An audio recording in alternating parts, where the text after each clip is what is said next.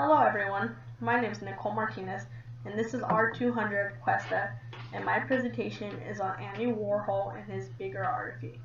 More than 20 years after his death, Andy Warhol remains one of the most influential figures in contemporary art and culture.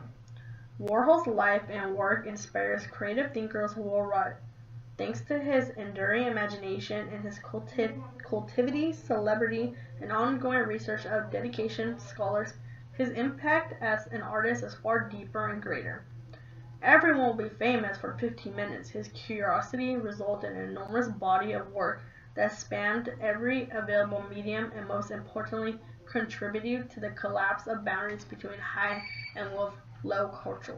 He quoted, "Andy Warhol was an American artist who was a leading figure in the visual art movement, known as pop art. His work explored the relationship between artistic expression, celebrity, culture, and advertisement that flourished by the 1960s. Andy Warhol was born August 6, 1928 in Pittsburgh and died February 22, 1987 in Manhattan, New York City. He grew up during the Great Depression in the urban surrounding of a smoky industry city. At an early age, he showed a wonderful talent for drawing. Due to an illness at the age of 6, he was confined to bed. His mother and brothers would entertain him for hours by showing him how to draw, trace, and print images. Andy loved to draw throughout his childhood. Throughout the 1950s, he was prolific in illustrating fashion ads, books, records, albums, and many other promotional items. He also worked to create imitation advertisements for Time Miller, a popular shoe company that advertised the world of the 1950s, groomed him well for his venture in the art world of the 60s.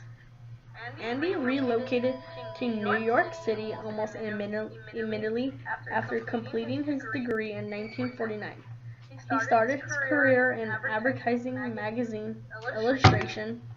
His ink drawings for various shoe advertisements garnered a lot of attention within the New York advertisement circle. In 1960, Warhol began to make his first painting. They were based on comic strips and the likes of Dick Tracy, Popeye, Superman, and 2 Coca-Cola bottles. In 1961, using the Dick Tracy comic strip, he designed a window of display for Lord and Taylor. At the time, major art galleries around the nation began noticing his work. In 1962, Warhol made paintings of dollar bills and Campbell soup cans, and his work was included in an important exhibit of pop art. The New Realist held Cindy James Gallery, New York, in November of this year. A later war showed his painting at Stable Gallery exhibit began its institution. Other interesting point in his life was in 1969. Warhol also began a magazine called Interview, which grew in a circulation and required much of his time.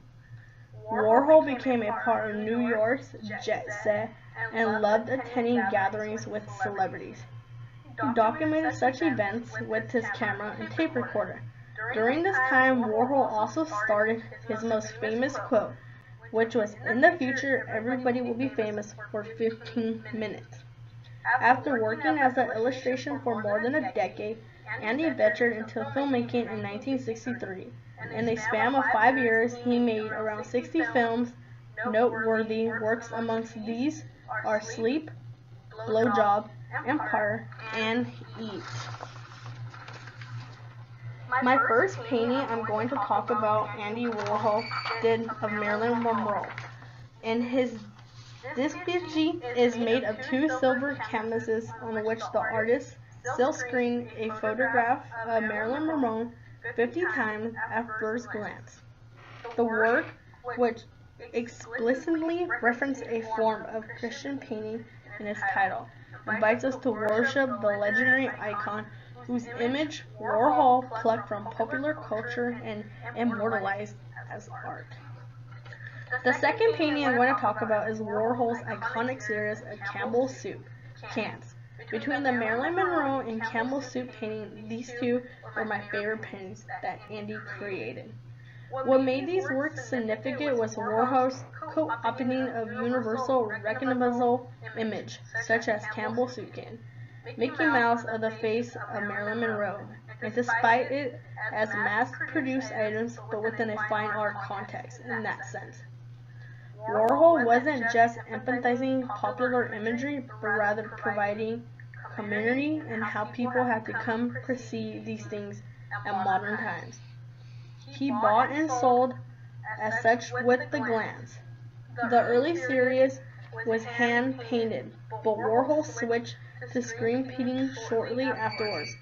Favored the mechanical technique for his mass culture imaging. 100 canvases of Campbell Soup cans made up his first solo exhibition at the Furious Gallery in Los Angeles and put Warhol on Warhol art world map, almost immediately forever changing the face and context of modern art. Warhol's other famous pop paintings, despite Coca-Cola bottles, vacuum cleaners, and hamburgers, he also painted portraits in vivid garnish colors. His most famous subject included Marilyn Monroe, Elizabeth Taylor, Mick Jagger. As these portraits gained fame and notoriety, Warhol began to receive hundreds of commissions for portraits from society and celebrity. His portraits, 8 Elvises, eventually resold for $100.